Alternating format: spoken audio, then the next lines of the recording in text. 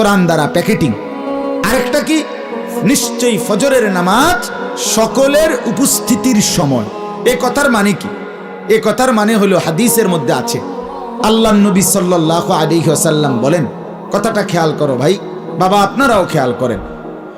আল্লাহ নবী সাল্লাল্লাহু আলাইহি সাল্লাম বলেন, সারা রাত আল্লাহর এই জমিনে কোটি কোটি ফেরেশতা পাহারাদারি করে।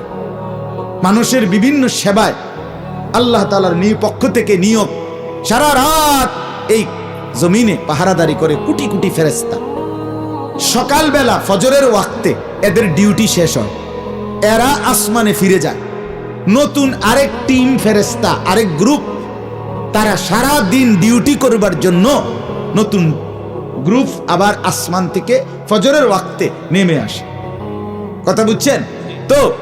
আল্লাহ নবী সাল্লাল্লাহু আলাইহি সাল্লাম বলেন, এই রাত্রিবেলা সারা রাত পাহারাদারি করছে যেই ফেরেশতারা, এরা যাওয়ার সময় ফজরের নামাজ পড়ে এরপরে যায়।